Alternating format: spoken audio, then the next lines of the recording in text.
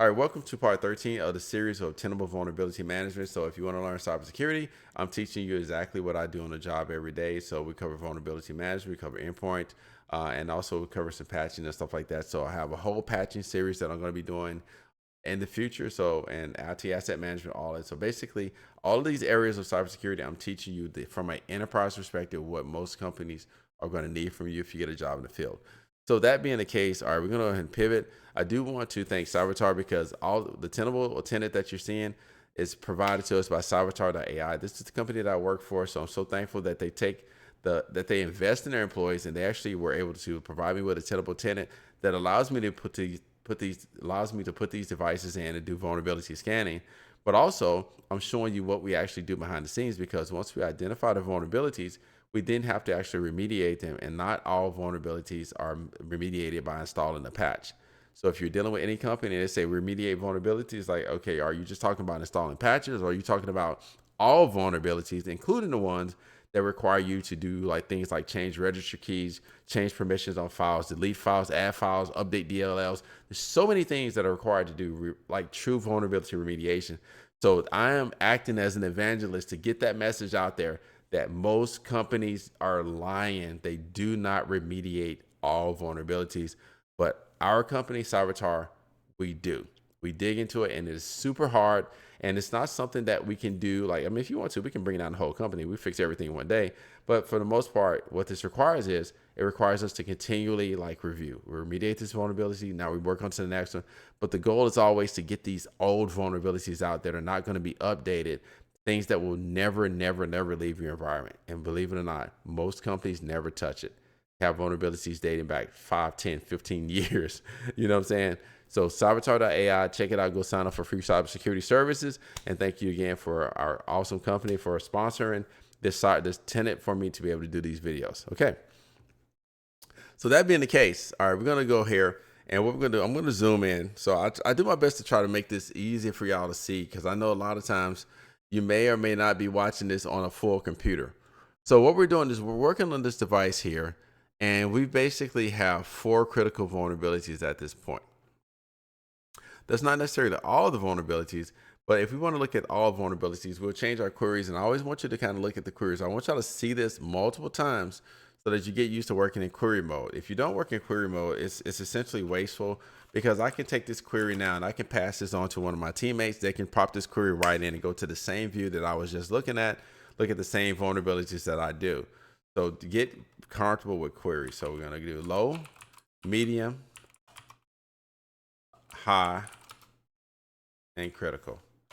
Let's see what all the vulnerabilities are. Oh, so look at this machine here. So we've got .NET Core, Microsoft Access. Man, this is old stuff.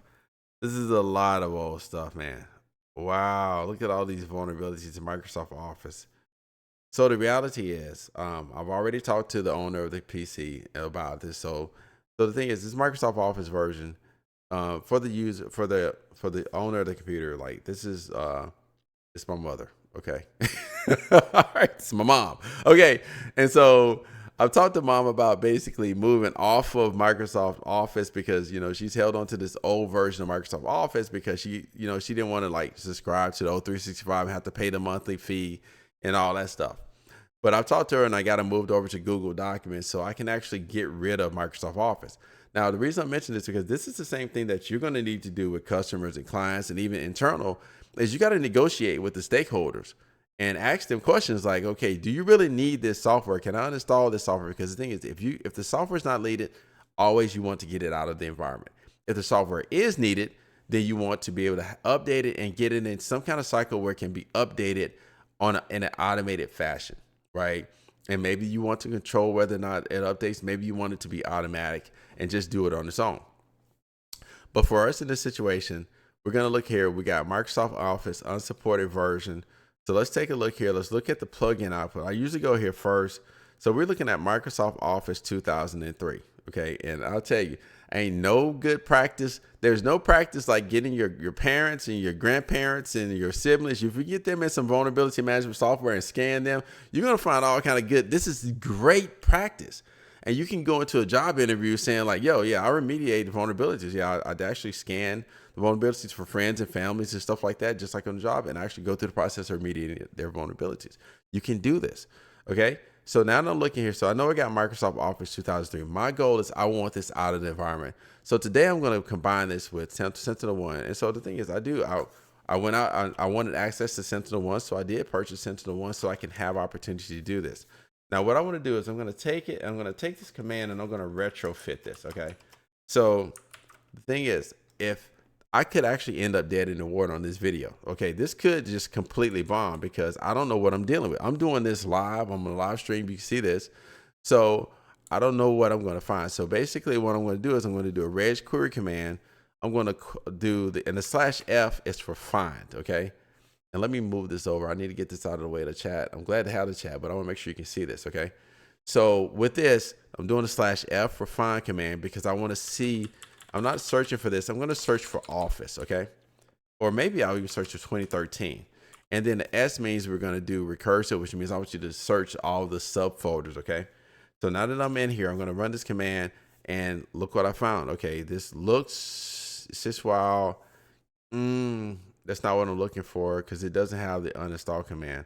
But also, there are two locations we want to check. We can check the WILE6432 node, but we also want to check the main default location here. All right, and so I checked there. I don't have anything that shows me an uninstall string. What I'm looking for is typically in a registry, a lot of times you will have a command, an embedded command that shows you the uninstall string, and that's usually in this folder. So let's just look for Office, see if I get anything. Nothing. Oh, but I spelled it wrong. Okay, so always be mindful of that. All right, so Office right there, no matches. Okay, interesting. So I got hits for 2013. Now I can go up. Okay, so I did get hits from Microsoft. Okay, so now that, oh, and I do have some. So I got .NET Core, Visual Studio, Microsoft Corporation. Okay, all right, but I don't see, and these are vulnerabilities that I'm going to look at later, right? So that's why I interrogate the registry first to get the uninstall strings. But unfortunately, I'm not getting what I'm looking for. Okay. Can you put that link in the stream? Hey, which link, by the way? Manipulate. Oh, you told me to call you Ro. So now that I don't have this, it's not that easy. So now I got to figure out. Remember, I can't touch this machine. This machine is 15 hours away, and so I like doing stuff like this because this simulates a real. This is my typical work environment. I'm working on something that I don't have physical access to because the user is in another part of the world somewhere and they're probably working. So I need to be able to remediate this vulnerability without touching anything or without like inconveniencing them. So I don't have an uninstall string here. Now I'm going to do another command here. So I'm going to open this up and I want to do a PowerShell command that says, let's see, PowerShell. Let's see if I can move this down a little bit. All right, let's put it here. So PowerShell get list of add remove programs. Okay, that's what I want. Okay, this command, use PowerShell to quickly find all installed software. So this can help me potentially also. So I'm going to go this route now. Okay, and it's basically going to use this Win32 object, right? Get WMI class. That's the command that I'm used to using. So, and I'm kind of going through like the process because I did this probably 10, 15 months ago. This is when I was dealing with a problem. And this is when I came in contact with this command. Okay. So let's see if we have somewhere I can copy it, or I could get WMI object class Win32 product. This command. So this is going to be my next go-to here. So I'm going to copy this, drop this over here in my notepad. Okay. So I can say that, by the way, if you don't have Notepad++, what are you doing? Okay. So you can use whatever you want to, but Notepad++ is my product of choice. Okay. Now, if you notice, you say, why won't he do a clear command? Well, because this shell doesn't really give me a good ability to do a clear command. Okay. The company, with the free software trial, cybertar.ai. Let me give you that. Let me put this in chat, by the way. Okay. Go to cybertar.ai, sign up for our services. Everybody, check us out, man. I mean, seriously, it's free service. You get a free, if you have a domain that you need, you get a free external vulnerability scan. through Tenable. So, and not to mention other perks when you log into it. Check it out. So there's the link to cybertar.ai. Go check us out. Okay. All right. And like I said, no strings attached. Now, if you look here, I've got this command. I'm going to go ahead and drop this in here. And this is going to give me a list of all the programs that are installed on my mom's machine. Okay. So now with that being the case, I'm also going to get information that I can use to query the registry again, including, I think I can't, don't hold me to this, but it's what's called the Windows ID or something like that, or Windows Application ID. And I'll show you what that looks like. Now, anytime you run this command, even if you run it locally, it takes a little while for the command to run. Okay, so don't fret. Okay, and what you'll probably see is, if you continue to watch my streams, you're going to see like, oh man, like you'll see me using a lot of the same techniques because they work. But you'll also start to see me add some new techniques here, as I learn, and I'm listening and learning from y'all. So, we're looking at H&R Block, we're looking at Visual Studio, Nessus Agent, Easy CD Scan. We're going to get all those. Okay. Oh, Microsoft Office. Okay. Here's one. Now I just saw it. Hold on. Where was it? I just saw it. That CD burn and all that stuff. We're going to get rid of all that over time. Microsoft Office Professional Editions 2023. So this is what I'm looking for here. Okay. The identifying number, because this is what I'm going to go back and I'm going to query the registry for this identifying number. Okay. I hope y'all are with me here. Okay. Feel free to ask some questions. The more stuff installed on the system, the longer the command will take. That's true. Great feedback there, Archie. So, ouch. I have ISO for that still. I still have an ISO for that. ISO for what? Office 2003. I bet you a lot of people do. I bet you, I can tell you, a lot of accounting companies still probably have this software running or something like that. That's what I see. Accounting companies, they will have some old software. So we're going to go back here and I'm going to run this command, the reg query command. And instead of Office here, I'm going to replace this. And I'm going to search for this identifying number. Okay. All right. That's the identifying number for the software. Let's paste this in and let's see if it's anywhere in HP local machine. It is not there. Microsoft Windows current version uninstall. It is not there. So what we'll do is, instead of looking at uninstall folder, I'm going to go up a few levels in the tree. I'm just going to look at HP local machine software Windows. And let's see, it'll take a little while to run this command. But this will be an opportunity to see if I can get some feedback. Because once again, I'm looking through the registry to find that elusive silent uninstall command. I think I'm seeing some good stuff. Installer data, MSIE exec /I, and then the software package. Now, what do I know from experience? I know MSIE exec or MSI EXE. Let me show you this. This is very important. If I run MSI exec, you need to understand, this is another thing, you need to learn the syntax. All you got to do is type MSI EXEC and press enter on your computer. It'll pop this up and it gives you the syntax. Okay. And so what we're going to do is, I know that if I can use the MSI command, then I can also maybe partner that with the /x, which is typically an uninstall command. So the /I is for install and the /x is uninstall. So I'm going to take this, and what I'm going to do is I'm just going to see if I can copy this out, right? I'm going to copy this out, throw this in Notepad, because I don't want to have to type MSIEXE.exe and all that stuff every time I want to see the syntax. All right. Man, we got our shell. Let's bring our shell back. Okay, there we go. Can't do a select all, but I can do it that way. So copy, and I'm just going to drop this here. I love my Notepad, man. I'm telling you, like, so now that I've got those command there, I'm going to see if I can pivot. So I want to format this in PowerShell. Okay. So I'm going to do a start process, and then I'm going to do MSI exec.exe. Okay. And then I'm going to do attack argument list.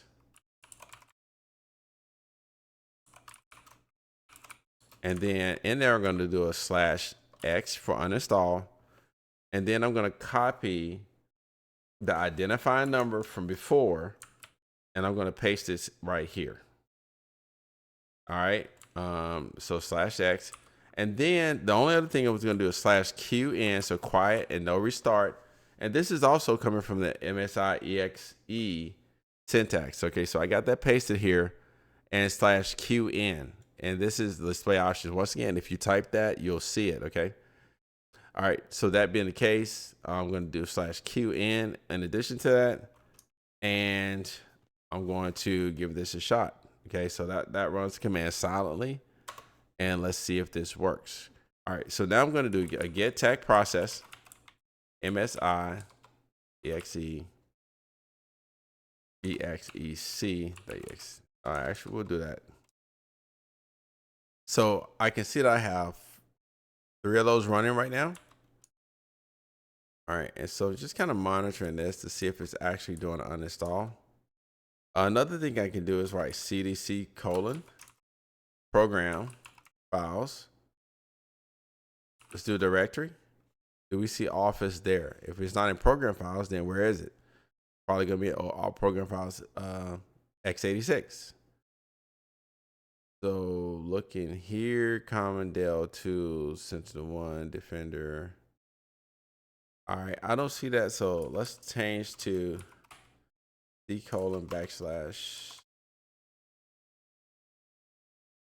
Okay, cool. Just make sure it's on the stream. *86. This is how I get to program files 86 the simple way.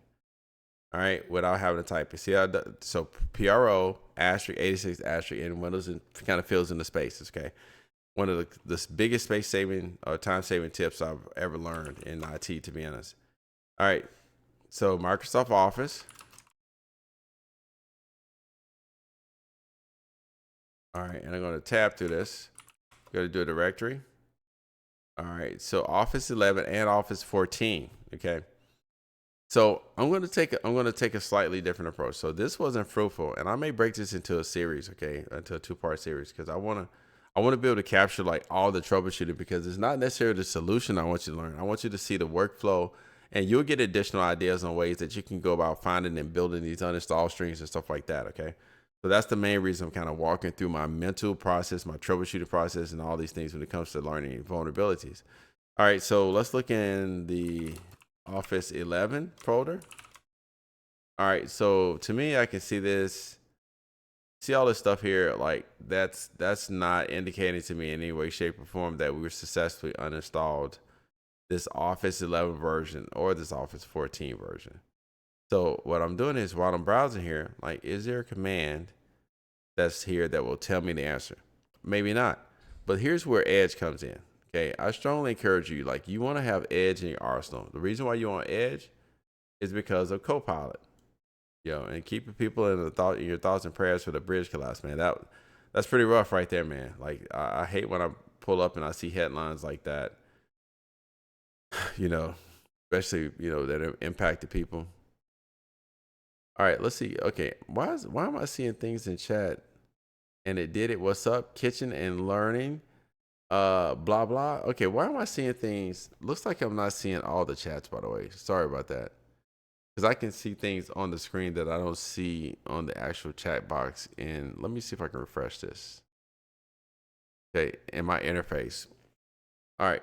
So I'll see incoming messages in the future. Okay. So now what I want to do here is I'm going to use Copilot, and I'm going to say PowerShell uninstall. Let me move this over so I can see this. Okay, is that a little better? Okay, PowerShell uninstall Office 2013 silent. This is where AI comes handy. You should be using AI. Like, open up. If you don't use Edge for nothing else, you should be using Edge for this. Okay. Now, in most cases, it's going to be wrong, but it may give you just enough to be able to get to the correct answer. So it's saying that there's Office server share, server share.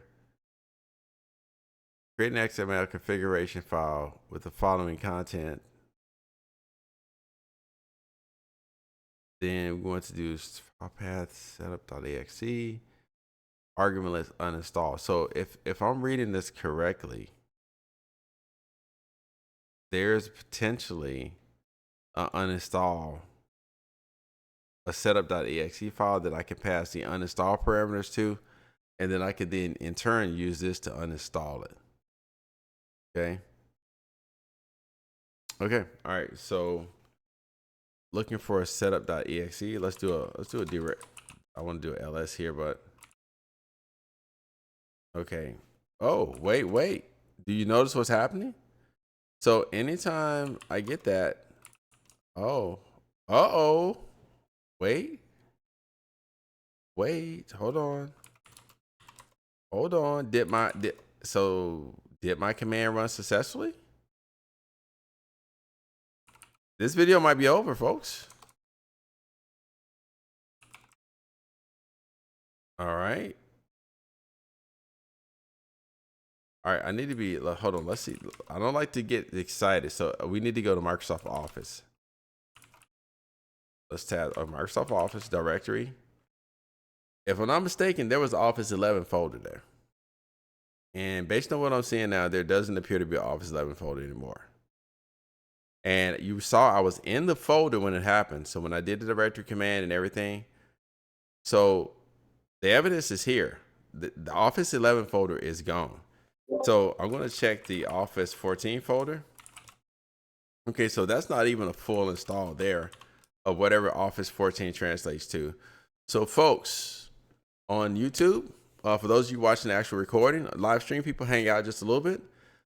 This was a wrap. We got it. 21 minutes roughly. We were able to kind of go through, get all the information we need to perform the uninstall, and we officially just uninstalled Microsoft Office 2013. Hey, there it is. So let's say you should you have 4 MSI processes earlier. Should be, oh, I love it. Sleepy Ninja, thank you, sir.